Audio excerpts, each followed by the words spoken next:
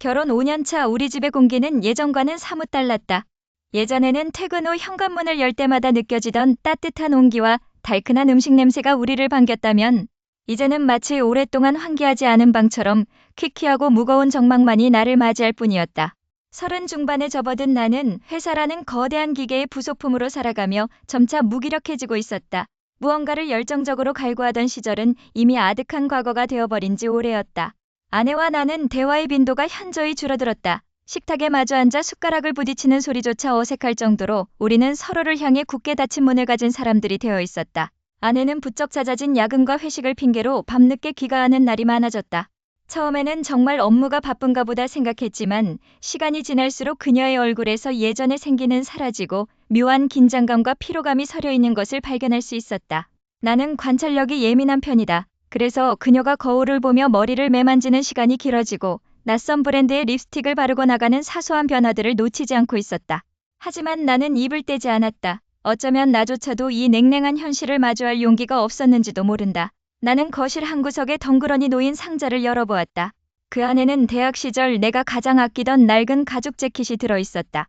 20대의 나는 세상을 다 가질 수 있을 것처럼 당당했고 그 재킷을 입고 캠퍼스를 누빌 때면 무엇이든 될 수 있을 것만 같았다.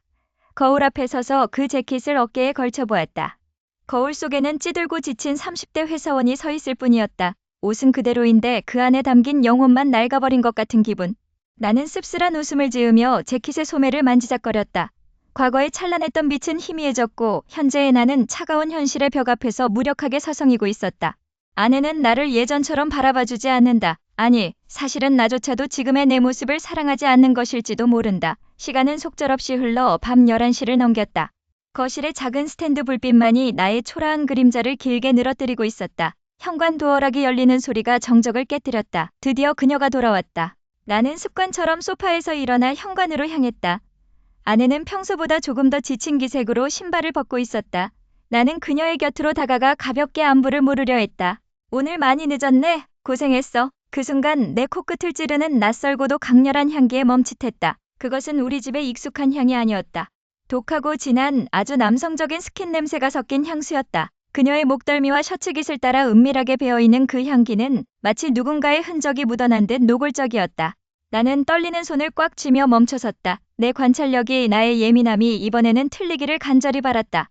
하지만 그녀의 셔츠 컬러에 묻어있는 희미한 얼룩과 나를 똑바로 쳐다보지 못하고 시선을 회피하는 그녀의 눈동자를 보며 나는 직감했다. 무언가 잘못되어도 단단히 잘못되었다는 것을. 그녀가 지나쳐간 자리마다 그 기분 나쁜 향기가 짙게 남아 나를 조롱하고 있었다. 아내는 아무 말 없이 방으로 들어가려 했고 나는 그 자리에서 얼어붙은 채 썩은 냄새 같은 향기 속에 홀로 남겨졌다. 퇴근길 지하철 2호선은 언제나처럼 사람들로 미어터졌다. 지친 몸을 이끌고 집에 들어섰을 때 거실에서 흘러나오는 비릿한 향수 냄새가 내 코끝을 찔렀다. 아내는 화장대 앞에 앉아 무언가에 열중하고 있었다. 그녀의 등 뒤로 다가갔지만 그녀는 내가 온 줄도 모르는 것 같았다. 아니, 어쩌면 모르는 척하는 것이었을지도 모른다. 오늘도 야근이야? 내가 툭 던진 말에 그녀의 어깨가 눈에 띄게 움찔거렸다. 아내는 거울 속 나와 눈을 마주치지도 않은 채 화장품 뚜껑을 닫으며 신경질적으로 대답했다. 응, 일이 좀 많았어. 왜 저녁이라도 차려주게? 피곤하니까 말 걸지 마. 그녀의 말투에는 날카로운 가시가 돋쳐 있었다. 5년 전 신혼 초기에 다정했던 모습은 온데간데 없었다. 나는 그녀의 옷에서 나는 낯선 향기, 분명 우리가 쓰지 않는 섬유유연제 냄새와 아주 미세하게 섞인 남자 스킨 냄새에 대해 묻고 싶었다. 하지만 입 밖으로 나오려던 말들은 목구멍 안쪽에서 텁텁한 덩어리가 되어 턱 막혀버렸다. 대신 나는 침묵을 선택했다. 아내는 씻으러 들어가면서도 손에서 휴대폰을 놓지 않았다. 화장실 문이 닫히고 물소리가 들리기 시작할 때까지 그녀는 마치 휴대폰이 자신의 신체 일부라도 되는 양 꼭 쥐고 있었다. 예전에는 식탁 위에 아무렇게나 던져두던 물건이었는데 어느 순간부터는 화장실에 갈 때도 심지어 잠결에도 손에서 떼지 않는 애착 인형이 되었다. 나는 거실 소파에 주저앉아 천장을 올려다보았다. 며칠 전부터 나는 몰래 아내의 동선을 확인하고 있었다. 그녀가 야근이라고 말했던 날 나는 회사 앞 카페에서 3시간을 넘게 기다렸다. 하지만 그녀는 야근을 한다던 시간보다 훨씬 이른 저녁 7시에 회사 정문을 나섰고 택시를 잡아타고 어디론가 사라졌다. 그날 이후로 내 무기력함은 분노가 아닌 서늘한 의심으로 변해갔다. 사랑이 식었다는 것을 알고 있었지만 이 정도의 기만은 예상하지 못했다. 화장실에서 들려오는 규칙적인 물소리는 마치 내 인내심이 조금씩 깎여나가는 소리처럼 들렸다. 나는 무거운 몸을 일으켜 화장대 옆에 놓인 그녀의 가방으로 다가갔다.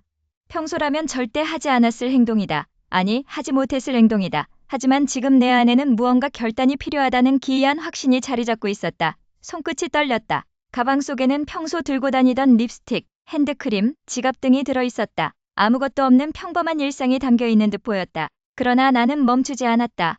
아내가 평소에 잘 열지 않던 가장 안쪽, 지퍼가 달린 작은 수납 공간을 더듬었다. 뻑뻑한 지퍼가 열리자 그 안에서 빳빳한 종이 조각 하나가 손에 걸렸다. 그것은 아주 고급스러운 재질의 명함이었다. 어두운 조명 아래 나는 떨리는 손으로 명함에 적힌 이름을 확인했다. 나조차 들어본 적 없는 낯선 이름, 그러나 어딘가 묘하게 익숙한 느낌을 주는 글자들. 명함 뒷면에는 짧은 문장 하나가 휘갈겨 써 있었다. 다음 주 금요일, 그때 그 장소에서. 심장이 쿵 하고 내려앉았다. 그때 그 장소라니. 나는 멍하니 서서 그 명함을 노려보았다. 물소리가 멈췄다. 화장실 문이 열리는 소리가 등 뒤에서 들려왔다. 나는 황급히 명함을 주머니에 쑤셔 넣었지만 이미 늦은 것 같았다. 아내의 차가운 시선이 내 등에 꽂히는 것이 느껴졌다. 불안은 예고 없이 찾아오지 않는다. 그것은 아주 작은 틈새로 서서히 스며들어 결국 일상 전체를 잠식해버리는 독극물과 같았다. 지난 몇 주간 내 머릿속을 지배했던 의심은 이제 확신이라는 이름의 거대한 파도가 되어 나를 집어삼키고 있었다. 아내의 거짓말이 명백해진 이상 더 이상 멍하니 앉아 기다릴 수는 없었다. 나는 무기력함을 억지로 떨쳐내고 회사 반차를 낸 뒤 아내의 사무실 건물 건너편 카페로 향했다. 퇴근 시간이 가까워질수록 심장 박동이 불규칙하게 요동쳤다. 손에 든 차가운 커피잔은 이미 미지근해진 지 오래였지만 내 시선은 오직 저 높고 차가운 유리 빌딩의 출입구에 고정되어 있었다. 스스로에게 계속해서 다짐했다. 아무 일도 아닐 거라고, 그저 내가 예민해서 벌어진 해프닝일 뿐이라고. 하지만 마음 한구석에서는 이미 최악의 시나리오를 써내려가고 있었다. 오후 6시 30분, 마침내 수많은 직장인이 쏟아져 나오는 사람들 틈에서 그녀를 발견했다. 그런데 이상했다. 평소의 아내가 아니었다. 회사에서 돌아온 아내는 늘 녹초가 되어 어깨가 축 처져 있기 마련이었는데 지금 내 눈앞에 있는 그녀는 마치 갓 연애를 시작한 소녀처럼 얼굴에 생기가 돌았다. 그녀는 입가에 옅은 미소를 띤 채 주위를 두리번거렸고 쉴 새 없이 손으로 머리카락을 쓸어 넘기거나 옷매무새를 다듬었다. 그 모습이 너무나 낯설어서 심지어는 무서워서 나는 숨을 멈출 수밖에 없었다. 저 사람을 내가 정말 알고 있는 걸까? 아니면 내가 모르는 다른 누군가가 그녀의 영혼을 잠시 빌려간 걸까? 그녀는 익숙한 듯이 인파를 빠져나와 지하철역 반대 방향으로 걸어갔다. 나는 본능적으로 자리에서 일어나 조심스럽게 그녀의 뒤를 쫓았다. 멀찍이서 바라보는 그녀의 뒷모습은 너무나 가벼워 보였다. 나를 대할 때면 항상 지루함과 피로가 묻어있던 그 표정은 어디로 간 걸까? 그녀가 서두르는 발걸음 끝에 누가 기다리고 있는 것인지 상상하는 것만으로도 속이 뒤틀리고 구역질이 올라왔다. 혹시 그 후배인가? 내 과거의 스타일을 그대로 흉내내며 나타났던 그 기묘한 인물? 머릿속이 혼란스러웠지만 발걸음은 멈출 수 없었다. 아내는 바삐 걷다 갑자기 속도를 줄이더니 가로등 불빛도 닿지 않는 어두운 골목 어귀에 멈춰섰다. 그곳은 대로변에서 살짝 비껴난 인적이 드문 사각지대였다. 나는 근처 전봇대 뒤로 몸을 숨기고 숨을 죽였다. 그녀는 가방에서 핸드폰을 꺼내 누군가에게 짧은 문자를 보내더니 이내 기대감 가득한 눈빛으로 도로 끝을 응시했다. 그때였다. 적막한 골목의 정적을 깨고 저 멀리서 낮고 묵직한 엔진 소리가 들려오기 시작했다. 골목길에 어울리지 않는 위압적인 존재감. 어둠 속에서 날카로운 헤드라이트 불빛이 길게 뻗어나오며 나를 비추려는 듯 다가왔다. 검은색의 매끄러운 외관을 자랑하는 고급 세단 한 대가 소리 없이 미끄러져 들어오더니 아내의 바로 앞에 묵직한 무게감을 남기며 날카롭게 멈춰섰다. 차문이 열리는 소리가 유난히 크게 들렸다. 나는 핸드폰을 쥔 손에 힘을 주며 숨소리조차 내지 못한 채 그 장면을 뚫어져라 쳐다보았다. 저 차 안에서 누가 나올 것인가? 나는 이미 진실을 마주할 준비가 되어 있지 않았다. 그녀가 회사 건물 정문 앞에 멈춰섰다. 저녁 노을이 지기 시작하는 붉은빛 아래에서 아내는 마치 누군가를 기다리는 사람처럼 초조하게 손목시계를 들여다보고 있었다. 숨소리조차 크게 낼 수 없었다. 나는 건물 뒤편 어두운 구석에 몸을 잔뜩 웅크린 채 떨리는 손으로 카메라의 줌 기능을 조절했다.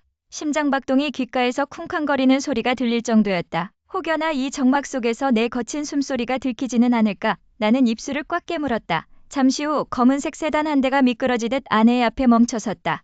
차창이 스르르 내려갔지만 짙은 틴팅 때문에 내부를 확인하기는 어려웠다. 하지만 아내의 표정만은 명확했다. 방금 전까지의 초조함은 온데간데 없고 입가에는 아주 옅지만 분명한 미소가 걸려 있었다. 그건 우리가 처음 만났을 때 혹은 연애 시절 우리 집 앞에서 나를 마주했을 때 짓던 그 애틋하고 설레는 표정이었다. 지난 몇 년간 우리 사이에서는 결코 볼 수 없었던 생기였다. 그녀가 자연스럽게 차 문을 열고 조수석에 올라탔다. 셔터 소리가 나지 않도록 주의하며 나는 연신 카메라 버튼을 눌렀다. 찰칵찰칵. 그 차가운 기계음이 내 심장을 하나씩 찔러대는 것 같았다. 증거는 충분했다. 더 이상 의심할 여지도 변명할 틈도 없는 완벽한 현장이었다. 셔터가 눌릴 때마다 아내와의 5년이라는 세월이 모래성처럼 허물어지는 기분이 들었다. 그녀가 저 차에 타는 순간 우리 결혼 생활은 이미 종말을 구한 것이나 다름없었다. 세단은 곧바로 출발하지 않았다. 엔진 소리만 낮게 깔린 채 두 사람은 차 안에서 무언가 긴밀한 대화를 나누는 듯했다. 나는 차 안의 상황을 조금이라도 더 자세히 보고 싶어 카메라 액정을 뚫어지게 응시했다. 사진 속 아내의 옆모습은 더할 나위 없이 행복해 보였다. 누군가를 향해 고개를 끄덕이고 무언가 말하며 웃음을 터뜨리는 모습. 그 상대가 누군지는 몰라도 아내가 그토록 그리워하던 무엇을 그가 채워주고 있는 게 분명했다. 그때였다. 차의 시동이 완전히 꺼지고 운전석 문이 열렸다. 드디어 저 남자의 얼굴을 확인할 수 있겠다는 생각에 나는 카메라를 든 손에 잔뜩 힘을 주었다. 천천히 차에서 내리는 남자의 실루엣이 시야에 들어왔다. 그런데 뭔가 이상했다. 길쭉하게 뻗은 다리, 다소 헝클어진 듯하지만 세련된 헤어스타일, 그리고 어깨를 덮는 묵직한 오버핏 코트까지. 남자가 차 뒤편을 돌아 조수석 문을 열어주기 위해 몸을 돌린 순간 나는 얼어붙고 말았다. 등 뒤에서 느껴지던 서늘한 바람이 온몸을 파고들었다. 눈을 의심했다. 아니, 이건 도저히 믿을 수 없는 풍경이었다. 그 남자가 입고 있는 옷차림은 정확히 10년 전 대학교 캠퍼스를 누비던 내 모습과 완벽하게 일치했다. 낡은 듯하면서도 빈티지한 느낌의 베이지색 코트, 그 안에 감청색 니트, 그리고 내가 매일같이 즐겨 신던 투박한 가죽 신발까지. 남자가 고개를 들어 아내를 향해 씩 웃어 보였다. 그 미소, 그 각도, 그 분위기까지 마치 10년 전의 나를 거울로 보는 듯한 착각이 들었다. 아내는 그 남자를 보며 사랑스럽다는 듯 그의 옷깃을 다정하게 만져주었다. 나는 카메라를 떨어뜨릴 뻔했다. 심장이 바닥으로 툭 떨어지는 것 같았다. 저 남자는 단순히 내 아내를 가로챈 불륜 상대가 아니었다. 그는 내가 잊고 지냈던 가장 빛나던 시절의 나를 그대로 흉내내고 있었다. 도대체 이 미스터리한 연극의 끝은 어디인가? 눈앞의 현실이 악몽보다 더 잔인하게 나를 덮쳐오고 있었다. 현관문을 열고 들어서는 순간 집안에는 무거운 정적만이 감돌았다. 시계 초침 소리가 유난히 크게 들리는 밤이었다. 거실 소파에 앉아 멍하니 TV를 보던 아내는 내가 들어오는 소리에도 고개조차 돌리지 않았다.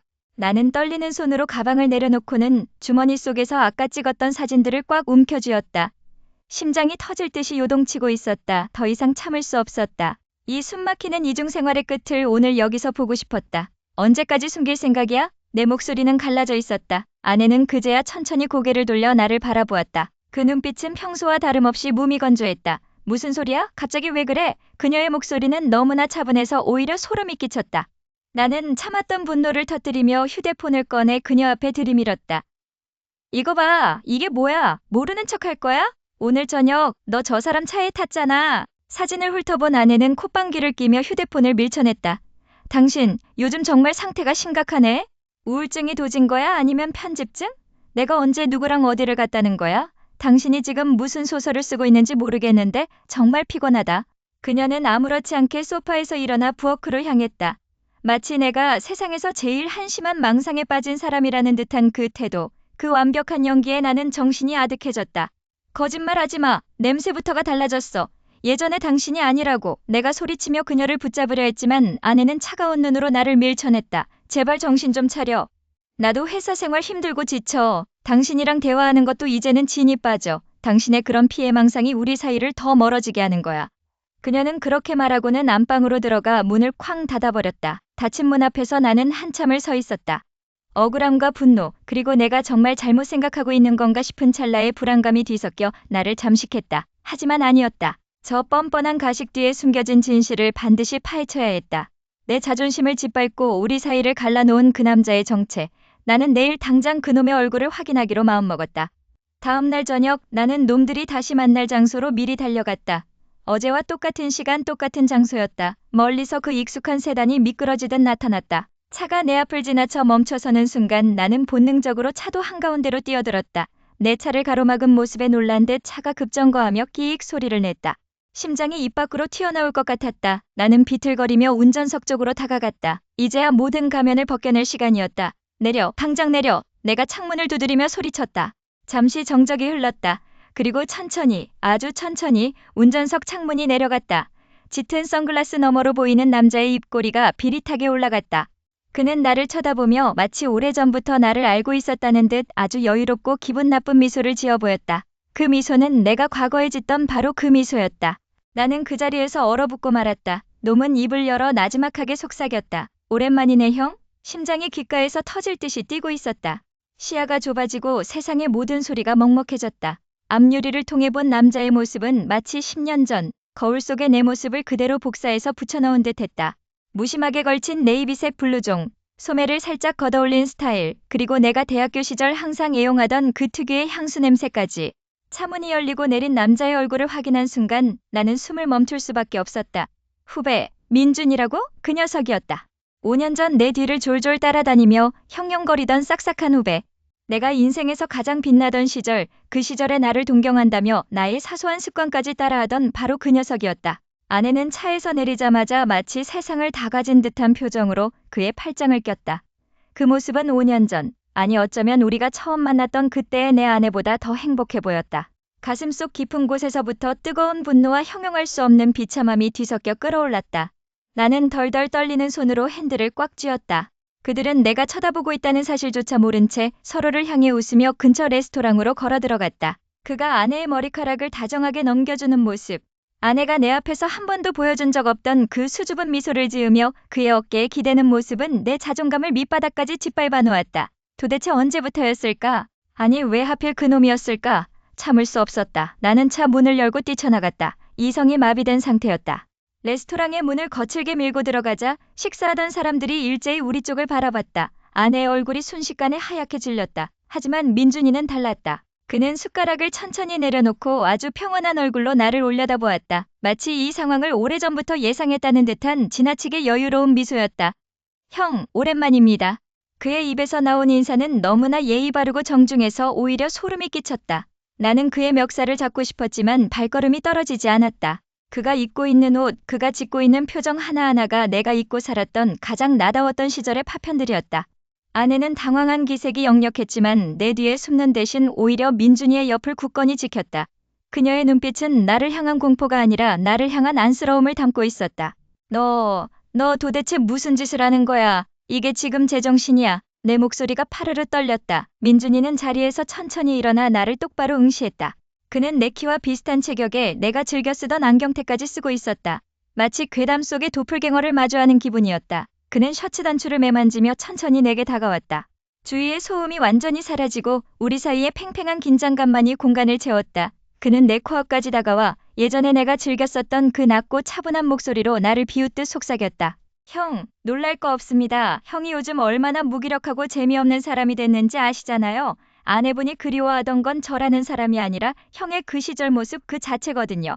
형이 스스로 내다버린 그 빛나는 시절을 제가 대신 챙겨주고 있는 겁니다.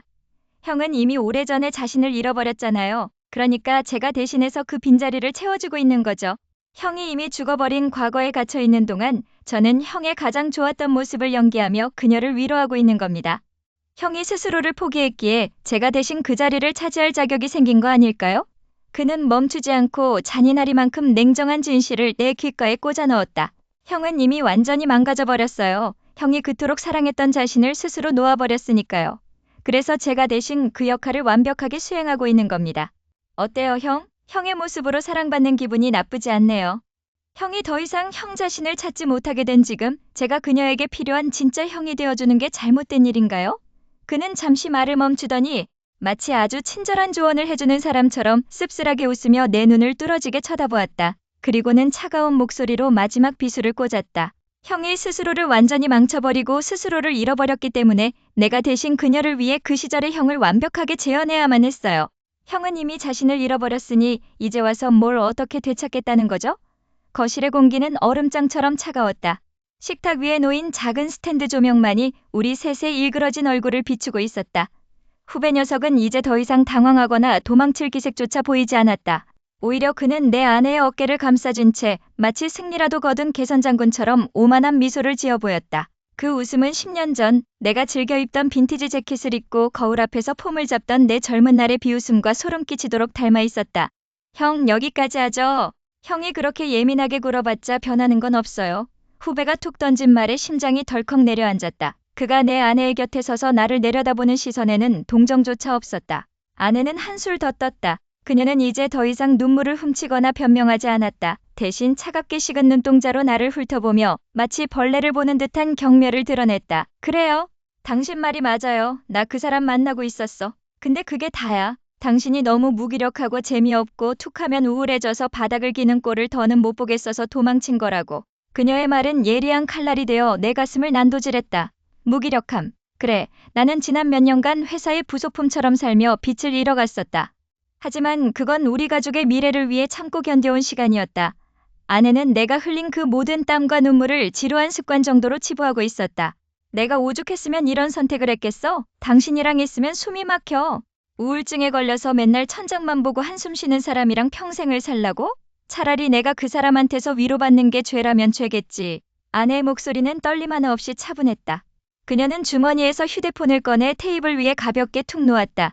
화면에는 내가 최근 상담실을 오가며 작성했던 심리상담 기록의 스크린샷이 떠 있었다. 형, 잘 들어요.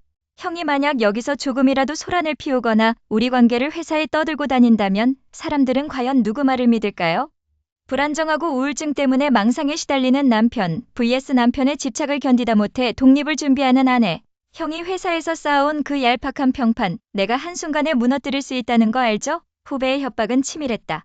그는 내가 얼마나 내 자존심에 목숨을 거는지, 그리고 직장에서의 위치가 내게 얼마나 큰 의미인지 정확히 꿰뚫고 있었다. 내 무기력함을 그들은 무기 삼아 나를 벼랑 끝으로 밀어넣고 있었다. 나는 떨리는 손을 꽉 쥐었다. 분노가 머리끝까지 치밀어 올랐지만 동시에 느껴지는 것은 깊은 허무함이었다. 내가 사랑했던 아내, 내가 아꼈던 후배, 이 둘이 뭉쳐 나라는 사람을 완전히 파괴하려 하고 있었다. 너희들 정말 이렇게까지 해야겠어? 겨우 목소리를 쥐어짜내 물었지만 돌아온 것은 차가운 조소뿐이었다. 후배는 내 어깨를 툭 치고 지나가며 귓가에 낮게 속삭였다. 형은 형의 그 낡은 시절 속에 머물러 있었어야 했어. 지금은 우리가 형보다 훨씬 나으니까. 그들이 나를 향해 쏟아내는 말들은 하나하나가 비수였다. 내가 비겁하게 숨기고 싶었던 내면의 상처들을 그들은 아주 능숙하게 헤집어 놓았다. 아내는 나를 보며 실소했다. 그녀의 눈빛에는 그 어떤 애정도 미련도 남아있지 않았다. 그저 이 지긋지긋한 상황을 빨리 정리하고 싶다는 짜증만이 가득했다. 내가 무어라 더 반박하려 입을 떼려는 바로 그 순간이었다. 아내는 가방을 뒤적거리더니 말없이 서류 봉투 하나를 꺼냈다. 그 안에는 이미 잉크가 마른 내 이름이 적힌 이혼 서류가 들어있었다. 그녀는 그걸 식탁 위가 아닌 내 발밑의 바닥으로 차갑게 던져버렸다. 마치 쓰레기를 버리는 듯한 모욕적인 몸짓이었다. 서류는 바닥을 미끄러지며 후배의 구두 옆에 멈춰섰다. 거실을 가득 채운 정적은 마치 터지기 직전의 고무풍선처럼 팽팽하게 당겨져 있었다. 현관문을 열고 들어온 아내의 표정은 당당함을 넘어 오만하기까지 했다. 뒤따라 들어온 그 자식, 내 후배는 마치 이 집의 주인이라도 된 양 자연스럽게 소파에 앉았다. 5년이라는 세월 동안 우리가 쌓아올린 시간, 그 겹겹이 쌓인 애정과 신뢰가 불과 몇 달 만에 산산조각 났다는 사실이 실감이 나지 않았다. 나는 더 이상 무기력한 관찰자로 남아있지 않기로 했다. 내 안에서 차갑게 식어가던 감정들이 날카로운 파편이 되어 심장을 찔렀다. 이게 지금 뭐 하자는 거야? 당장 나가. 나의 낮은 목소리가 거실에 울려 퍼졌다. 하지만 아내는 코웃음을 칠 뿐이었다. 그녀는 소파에 비스듬히 기대어 앉아 나를 벌레 보듯 훑어보았다. 나가? 여기가 누구 집인데? 오빠가 아무리 우울증으로 사람 피말려도 최소한의 예의는 지켜야지. 우리 이제 끝이야. 더 이상 가면 쓰고 연기하는 거 나도 지쳤어. 후배놈은 그 옆에서 비릿한 미소를 지으며 내 넥타이를 느슨하게 푸는 신용을 했다. 선배님, 이제 그만 현실을 직시하시죠. 선배가 주지 못했던 열정, 그리고 그 시절의 추억. 내가 완벽하게 채워주고 있으니까. 사실 선배가 좀 불쌍해요. 자기 아내도 만족 못 시키고 결국 내 뒤를 쫓아다니는 신세라니. 그 순간 내 머릿속에서 무언가 탁 하고 끊어지는 소리가 들렸다.